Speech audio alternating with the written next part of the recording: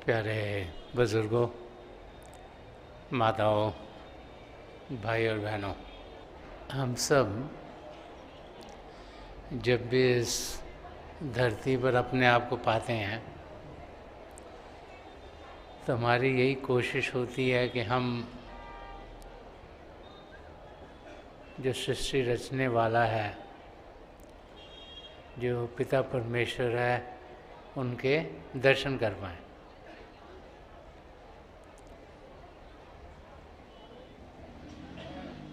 हम जानते हैं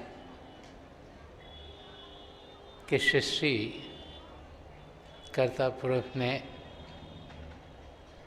बनाई और ये भी जानते हैं कि हर एक चीज़ यहाँ उसकी रज़ा में होती है। तो फिर इंसान के अंदर हर समय ये कोशिश रहती है कि जिसने ये सृष्टि रची उसकी कुछ हमें जानकारी मिले।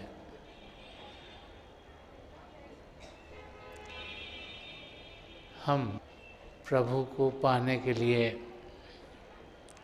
तरह तरह की तरकीबें इस्तेमाल करते हैं। कोई समझता है शायद प्रभु एक जगह पर मिलें, उस जगह पर हम जाने की कोशिश करते हैं। कोई समझता है शायद शरीर को अगर तकलीफ़ देंगे, अगर हम कुछ खाएं पिएंगे नहीं कई दिनों के लिए, तो शायद प्रभु के हमें दर्शन हो। कोई सोचता है कि शायद कुछ समय दिन का है जब उनके दर्शन होंगे, उस समय बैठकर उनको याद करेंगे तभी प्रभु के दर्शन होंगे। तो इंसान तरह तरह के तरीके इस्तेमाल करता है प्रभु को खोजने की। लेकिन क्या वो तरीके हमारे सही हैं? क्या हम उन्हें इन आँखों से देख सकते हैं, इन कानों से सुन सकते हैं? क्या मन इंद्रियों के घाट पर वो पाए जाएंगे? तुलसी साहब, जिन्होंने बहुत कुछ रूहानियत के रास्ते के बारे में समझाया है, जो हिंदी भी जानते थे, उर्दू भी जानते थे, फारसी भी जानते थे, कई भाषाओं को जानते थे, उन्होंने चंद शब्दों में समझाया है कि है घट में सूजत नहीं। वो बता रहे हैं कि प्रभु हैं कहाँ और हमारी सूझबूझ उसकी है नहीं कि है घट में सूजत नहीं। कहते हैं लानत ऐसी जिंद, कहते वो जिंदगी जिसमें हमें समझ ना आए कि प्रभु कहाँ है, उस पर लानत है। कहते हैं ये जो ज़िंदगी हमें दी गई है, ये प्रभु को जानने के लिए, उनको पहचानने के लिए, उनसे एक में एक होने के लिए मिली है। तो फरमा रहे हैं कि अगर ये ज़िंदगी गुजर गई, गुजरनी तो सबकी है, कोई 60-70 साल तक जिएगा, कोई 100 साल तक शायद जिए, कई बड़ी छोटी सी उम्र में चले जाते हैं। तो कहते अगर सुध बुद्ध सही ना हुई, अगर सोच सही ना हुए, अगर ध्यान सही जगह नहीं गया, तो फरमा रहे हैं है घट में सूजत नहीं। क्योंकि हम इंसान तो प्रभु को बाहर ढूंढते रहते हैं। वरना कि लानत ऐसी जिंदगी जिसमें कि प्रभु हमारे अंदर है, हमारे भीतर, हमारे अंग संग हैं, लेकिन हम उनको बाहर ढूंढते रहते हैं। तो कहते हैं कि ऐसी जिंदगी जीने का कोई फ़ायदा नहीं, क्योंकि ये ज़िंदगी तो चंद सालों में ख़त्म हो जाएगी।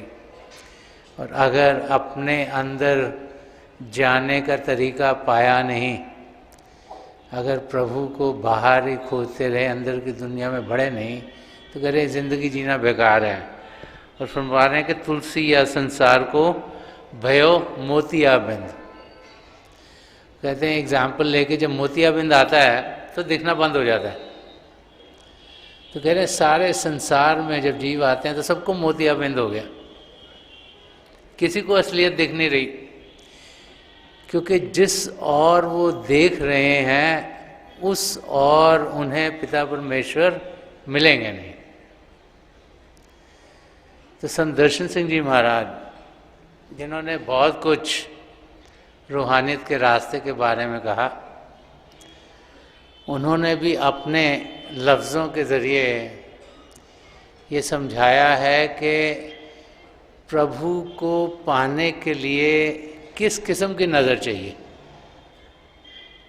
एक तो ये भारी नज़र है जो आंखों के ज़रिए हम देखते हैं, इसके ज़रिए सिर्फ जो जड़ता का बना है, जो मैटर का बना है, वही हमें दिखता है। इन आँखों से जो भी चीज़ दिखती है जो जड़ता की बनी है, उसका इम्प्रेशन रेटिना पर अंदर आँखों में जाता है, वहाँ से ब्रेन में जाता है और हमारे अंदर इमेज बन जाती है कि क्या हम देख रहे हैं बाहर। तो संत दर्शन सिंह जी महाराज फरमा रहे हैं, हमें समझा रहे हैं कि किस किस्म की आँख हमें चाहिए पिता परमेश्वर को जानने के लिए, पहचानने के लिए। तो फरमा रहे हैं कि चश्मे बीना हो तो कैदे हर मोह दूर नहीं।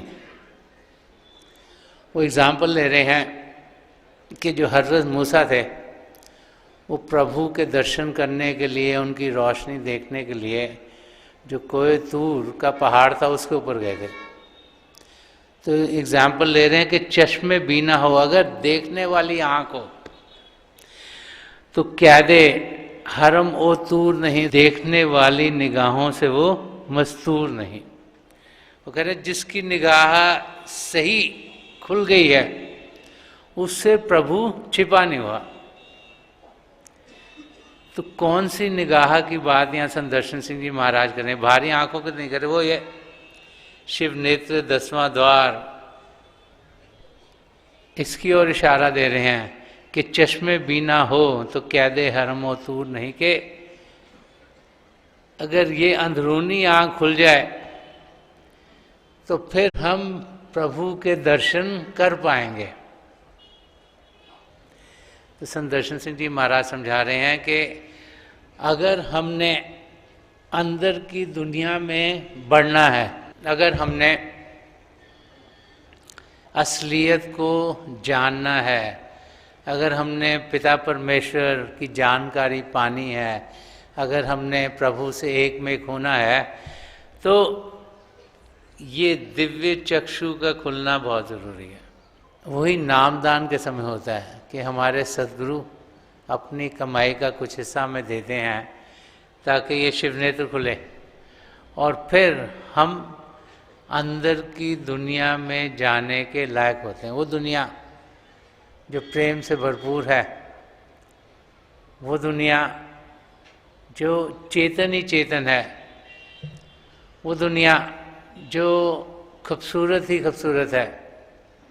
एक जगह और संत दर्शन सिंह जी महाराज ने फरमाया कि खाक से ताबा क्या कशा हमने तो जब किया सफ़र, इश्क मिला कदम कदम हुस्न मिला नज़र नज़र। फरमा रहे हैं कि जब मैं इस शरीर से ऊपर उठा, जब मेरे सतगुरु की मुझ पर दया में हुई, उन्होंने अब तवज्जो दी, मैं अंदर की दुनिया में बढ़ा, तो हर एक कदम में मुझे प्रभु के प्रेम का अनुभव हुआ। हमारी आत्मा परमात्मा का अंश होने के नाते उस प्रेम के महासागर की एक बूंद है। प्रभु प्रेम के महासागर हैं और प्रभु को पाने का रास्ता भी प्रेम का रास्ता है। वो दो से एक कर देता है, आत्मा का मिलाप परमात्मा से करा देता है। संत दर्शन सिंह जी महाराज फरमाते हर एक कदम पर मुझे प्रभु का प्रेम मिला और हर एक नज़ारा और खूबसूरत और खूबसूरत और खूबसूरत मिला। कि जैसे जैसे हम अंदर के मंडलों में उड़ान करते हैं तो जो नज़ारे और दिखते हैं, जो अनुभव और होते हैं, वो इतने बेहतर होते हैं कि हम सोच भी नहीं सकते कि किस किस्म के नज़ारे हमें दिखेंगे। जो अंदर के रंग हैं और जो खूबसूरती है उसका बयान किसी भी लफ्ज़ों में किया नहीं जा सकता। तो संत दर्शन सिंह जी महाराज हमें ये समझा रहे हैं कि कोई पूर्ण महापुरुष ही हमें अपनी तवज्जो दे पाता है और वही ये जो दिव्य चक्षु है, इस पे जो दरवाज़ा हमारा बंद है, इस पे पर्दा पड़ा हुआ है, उस पर्दे को खोल पाते हैं ताकि हम फिर असलियत की जानकारी पाएं। जैसे तुलसी साहब ने फरमाया, अगर वो ना हुआ तो कहते हैं कि लानत है ऐसी ज़िंदगी जीना जिसमें हम इस असली यात्रा पर गए नहीं। इस दुनिया में बहुत सी यात्राएं करते हैं, ये तो रोज़ काम के लिए यहाँ से वहाँ जाते हैं, वहाँ से घर वापस आते हैं। फिर जब छुट्टियाँ होती हैं तो हम सोचते हैं कहीं बाहर शहर के हैं, फिर वहाँ पे यात्रा करने जाते हैं। आजकल के टाइम में क्योंकि ट्रैवल इजी हो गया है तो इंसान और भी कोशिश करता है मैं दुनिया का ये कोना भी देखा हूँ, वो भी देखा हूँ, यहाँ कैसे लोग रहते हैं, वहाँ कैसे, तो इंसान घूमता रहता है, किसी न किसी यात्रा पर गया रहता है। अगर अंदर की यात्रा नहीं की तो वहाँ पर समझा रहे हैं कि बाहर की यात्राएं सब बेकार हैं। ये ज़िंदगी बड़े भागों से मिलती है, इसका हमें पूरा पूरा फ़ायदा उठाना चाहिए और जितना जल्दी ध्यान हमारा पिता परमेश्वर की ओर जाएगा उतना ही हम अपनी मंजिल की ओर बढ़ने के लायक होंगे। संत दर्शन सिंह जी महाराज हमें जो इंसान की हालत हो जाती है दुनिया में उसके बारे में समझाते हैं और किस किस्म का हमारा पॉइंट ऑफ व्यू होना चाहिए, किस किस्म का हमारी सोच होनी चाहिए, किस किस्म की ज़िंदगी हमें जीनी चाहिए, उसके बारे में समझा रहे हैं। इस दुनिया में हम सब कई बार दुखों से घिर जाते हैं, कोई ना कोई मुश्किल लाइफ में आती रहती है। कभी शारीरिक मुश्किल आ गई, कभी फाइनेंशियल प्रॉब्लम पड़ जाती है, कभी इमोशनल प्रॉब्लम्स हो जाती हैं, रिलेशनशिप प्रॉब्लम्स हो जाती हैं, कभी मेंटल प्रॉब्लम भी हो जाती हैं। इसे एक जगह किसी ने फरमाया था, कोई तो तन मन दुखी कोई चित उदास, एक ना एक दुख सबन को सुखी संत का दास। कि हर एक को कोई ना कोई तो दुख लगा रहता है, तो सुखी वो होता है जो किसी पूर्ण महापुरुष की शरण में पहुंच जाता है। तो दुख जिंदगी का हिस्सा है, नानक दुखिया सब संसार। तो संत कृपाल सिंह जी महाराज ने उसमें जोड़ा, सो सुखिया जो नाम आधार, कि सुखी कौन है जो नाम के साथ जुड़ गया। तो संत दर्शन सिंह जी महाराज हम समझ रहे हैं कि दुख कहीं ना कहीं से आता रहता है ज़िंदगी में। कहीं बहुत बड़ी तो ऐसी जगह से आता है जहाँ से हम कभी सोचते ही नहीं हैं। तो इंसान की ज़िंदगी में दुख आते रहते हैं, लेकिन हमें कैसे जीना है कि दुख आए तो हम उसमें घिर गए और अपनी ज़िंदगी भी एक पेसिमिस्टिक किस्म की ज़िंदगी बना ली। तो संत दर्शन सिंह जी महाराज फरमा रहे हैं कि मुस्कुरा दो तो मेरा गूंचाए दिल खिल जाए।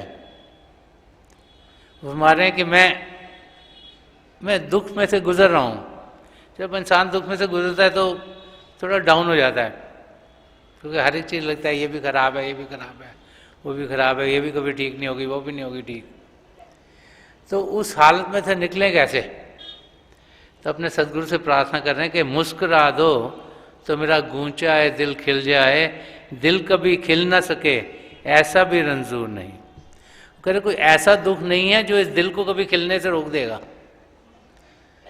कि दुख आते हैं और चले भी जाते हैं।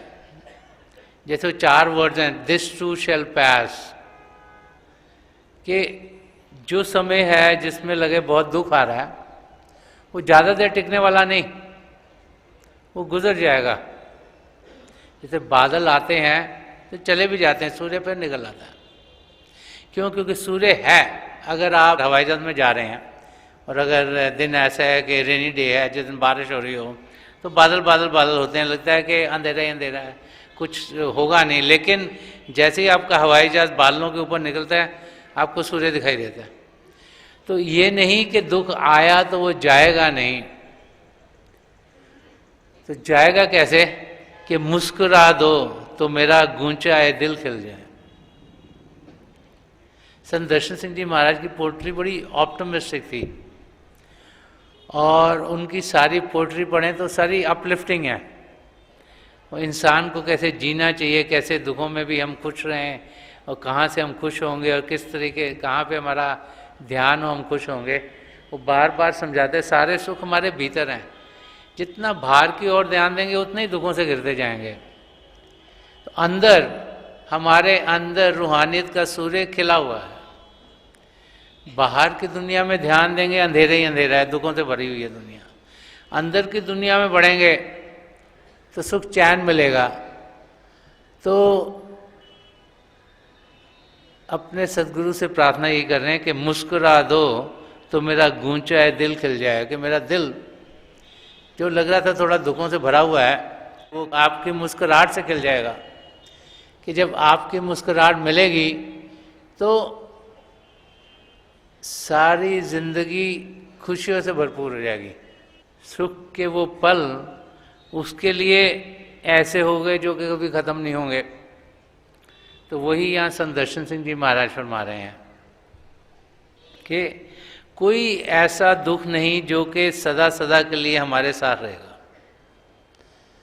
हर एक दुख का निर्वाण है, हर एक दुख हटेगा, और उसके लिए ध्यान हमें उस और करना है जहाँ से हमें सुख मिलता है।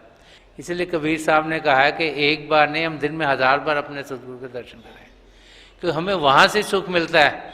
उनके मुस्कुराते हुए चेहरे को देखते हैं तो हमें सारे से सारे दुख हैं हम भूल जाते हैं उनको। तो संत दर्शन सिंह जी महाराज जो उनके अपने अनुभव हुए हैं, वो अनुभव जो उनके हजूर बाबा सावन सिंह जी महाराज और परम संत कृपाल सिंह जी महाराज के साथ है, उनका वर्णन यहाँ कर रहे हैं कि मुस्कुरा दो तो मेरा गूंचा है दिल खिल जाए। दिल कभी खिल ना सके ऐसा भी रंजूर नहीं। और आगे फरमा रहे हैं कि तुम नहीं पास मगर साथ है यादों का हजूम। अब बहुत सी बारी मौका होता है कि हम अपने सदगुरु के अंग संग नहीं होते, तो जब उनके दर्शन नहीं हो रहे शारीरिक रूप में, तब भी इंसान अंदर से थोड़ा दुखी होना शुरू हो जाता है। तो संत दर्शन सिंह जी महाराज उस अवस्था को ले रहे हैं जो बहुत से लोगों के साथ होती है। कोई सारे लोग तो अपने सदगुरु जहाँ रह रहे हैं वहाँ सबके सब तो रह नहीं सकते। फिर हमें ये भी समझाया गया हमने अपने पैरों पे खड़ा होना है, अपनी कमाई पे जीना है, तो उस करके काम पर भी जाना है, तो हर समय तो दर्शन हो नहीं सकते। तो फरमा रहे हैं तुम नहीं पास मगर साथ है यादों का हजूम। कह रहे हैं जो आपकी यादें हैं वो मेरे अंग संग है। जो हमें अनुभव हुए अपने सदगुरु के साथ जब हम उन्हें मिले थे, वो यादें हमारे साथ जुड़ जाती हैं।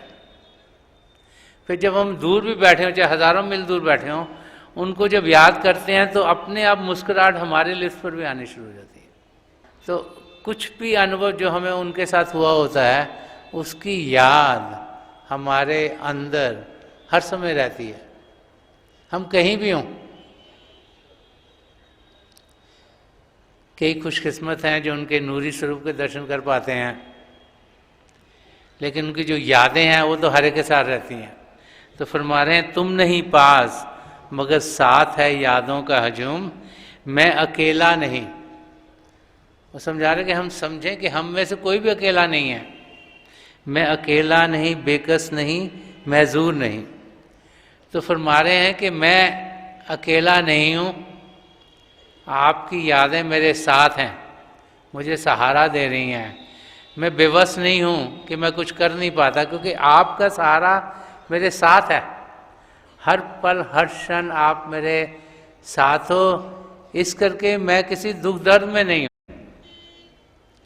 कि हम ये ना सोचें कि जब हम अपने सदगुरु से शारीरिक रूप से दूर होंगे कि हम दुख दर्द से घिर जाएंगे। तो संत दर्शन सिंह जी महाराज में ये समझा रहे हैं कि जो उनकी यादें हैं वो भी हमें तरोताज़ा कर देती हैं, वो भी अगर दुख का समय आ रहा है उसको बदल देती हैं, वो भी हमारा ध्यान पिता परमेश्वर की ओर करती हैं और वो भी हमें ताकत देती हैं ताकि जो भी छोटा मोटा दुख है उसमें से हम पार हो जाए। इंसान घबराता तब है जब वो सोता वो अकेला हो गया। जब माँ बाप इस धरती से जाते हैं तो इंसान बहुत अकेला महसूस करता है, उसे लगता है मेरा कोई है नहीं, और उस अकेलेपन में वो घबरा जाता है। अब इस दुनिया में तो किसी का भी साथ सदा सदा के लिए रहने वाला नहीं है। तो महापुरुष क्या समझाते हैं कि हम लगाव उसके साथ करें जो सदा सदा के लिए रहेगा। तो सदा सदा के लिए कौन रहेगा? पिता परमेश्वर। तो पिता परमेश्वर लगाव कैसे करें? अंदर की दुनिया में बढ़ें, और जब अंदर की दुनिया में बढ़ेंगे तो हमें अनुभव हो जाएगा हम अकेले नहीं हैं। प्रभु का शब्द हमारे अंग संग है, और प्रभु का शब्द और प्रभु एक ही हैं। ये बार बार बार सब धर्म ग्रंथ हमें समझाते चले आए हैं।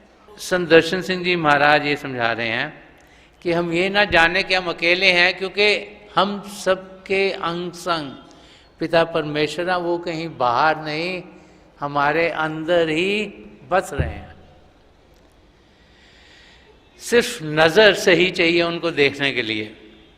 अगर नज़र बाहर की ओर गिरती रही, अगर ये दो आंखें इस्तेमाल करते रहे तो फिर कभी उनको जान नहीं पाएंगे, और अगर ये शिव नेत्र इस्तेमाल किया तो उनकी जानकारी हमें होगी, उनके हमें दर्शन होंगे और उनके हम अंग संग होंगे।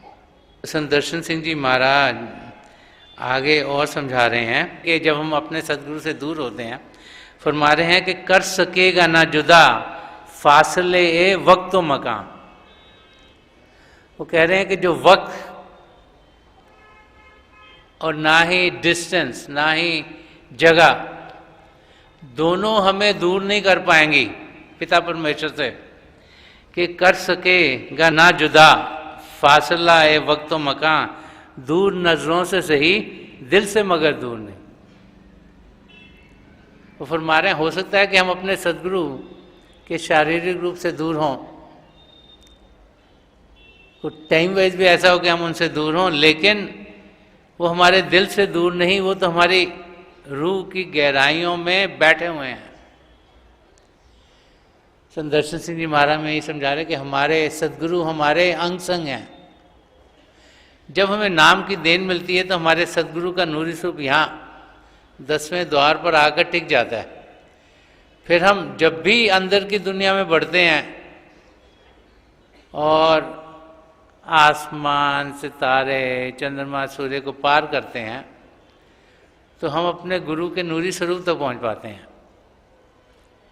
फिर वो हमें अंदर की दुनिया में ले जाते हैं। तो यहाँ हमें यही समझा रहे हैं कि दूर नजरों से सही दिल से मगर दूर नहीं, कि हम जानें कि अगर किसी कारण हम अपने सदगुरु से दूर भी हैं और हमें लग रहा है कि दूरी है, तो हम सोचें कि ये सब मन का फरेब है। मन हमें प्रभु से दूर रखना चाहता है। मन नहीं चाहता हम पिता परमेश्वर को जाने। मन चाहता है हम 84 लाख जिया जुन में अटके रहें। तो मन हमें उस अवस्था में पहुंचा देता है जिसमें कि हम ये सोचना शुरू कर देते हैं कि प्रभु बहुत दूर है हमसे। तो फरमा रहे हैं कि पिता परमेश्वर हमसे दूर नहीं, हमारे भीतर ही हैं। जैसे एक जगह और संत दर्शन सिंह जी महाराज ने फरमाया कि मिलेगा रूह को परवाज दे के देख जरा, करीब है उसे आवाज़ दे के देख जरा, कि पिता परमेश्वर हमें ज़रूर मिलेगा। हमें क्या करना है? रूह को उड़ान देनी है। वो हमारे करीब है, हमारे भीतर बैठे, उससे करीब तो कोई हो ही नहीं सकता। उसको हमने पुकारना है, उसको आवाज़ देनी है। तो संत दर्शन सिंह जी महाराज यही चाह रहे हैं कि हम ये जानें कि प्रभु हमारे अंग संग हैं, हम अंदर की दुनिया में बढ़ें ताकि हम उनके दर्शन कर पाएँ और उनकी नज़दीकी पाएँ। और इस गज़ल के आखिर में फरमा रहे हैं कि मेरी तकदीर में दर्शन हैं किसी के जलवे, कि मेरी तकदीर में दर्शन है किसी के जलवे, शुक्र सद शुक्र कि दुनिया मेरी बेनूर नहीं। वो कह रहे हैं कि मैं बड़ा खुशकिस्मत हूँ क्योंकि उनकी ज़िंदगी में छोटी सी उम्र से ही हजूर बाबा सावन सिंह जी महाराज ने उन्हें नाम की देन दी। तो फरमा रहे हैं कि मेरी तकदीर में दर्शन है किसी के जलवे, कि अपने सदगुरु के जलवे वो अपने अंदर पाते थे।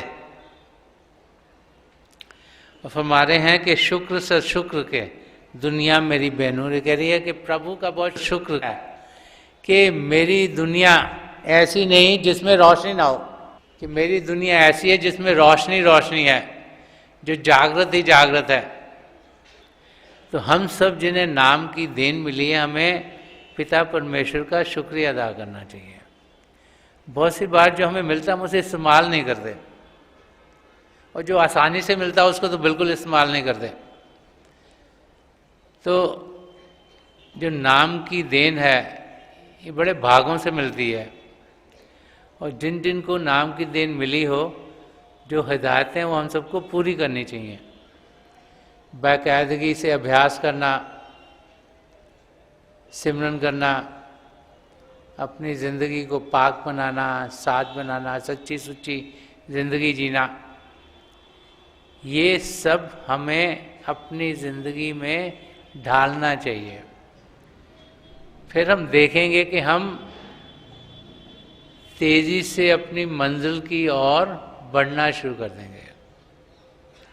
जब अंदर का नूर देखते हैं, अंदर की रोशनी देखते हैं, अंदर की जागृति पाते हैं, तो फिर बाहर की सब चीज़ें हमें फीकी लगनी शुरू हो जाती हैं, क्योंकि असलियत जब जगमग जगमग कर रही हो तो हमारा ध्यान भी फिर उस ओर ही जाता है। और जैसे संत कृपाल सिंह जी महाराज फरमा गए हैं कि जिस ओर हम ध्यान करेंगे हम वैसे ही बन जाएंगे। तो जब अंदर की दुनिया में जाते हैं, जो जागृत दुनिया है, जो रोशन दुनिया है, तो हमारी आत्मा भी जागृत हो जाती है, रोशन हो जाती है। और इस किस्म की ज़िंदगी हमें जीनी चाहिए। तो महापुरुष जब भी इस धरती पर आए हैं, हमें समझाते चले आए कि हम में से हर एक पिता परमेश्वर को जान सकता है, पहचान सकता है, उन्हें पा सकता है, क्योंकि हम में से हर एक में ये शिव नेत्र दिया हुआ है। कोई ऐसा इंसान नहीं जिसमें शिव नेत्र ना हो। इस सुनहरे मौके का हम इस्तेमाल करें, ये जानें कि पिता परमेश्वर हैं, हम सबके अंग संग हैं, उन्हें हम जान सकते हैं, पहचान सकते हैं, अंदर की दुनिया में कदम बढ़ाएं। मेरी हजूर बाबा सावन सिंह जी महाराज, परम संत कृपाल सिंह जी महाराज, दयाल प्रसन्न दर्शन सिंह जी महाराज की चरण कमलों में यही प्रार्थना है कि हम सबको वो इतनी ताकत दें कि माया की इस दुनिया में जीते हुए हमारा ध्यान इन महापुरुषों की ओर हो, हमारा ध्यान पिता परमेश्वर की ओर हो। क्योंकि जब हम उनकी ओर ध्यान करेंगे तो ज़रूर हम उनकी नज़दीकी पाएंगे, और फिर हम एक सच्चा इंसान बनने के रास्ते पर कदम बढ़ाने शुरू कर देंगे।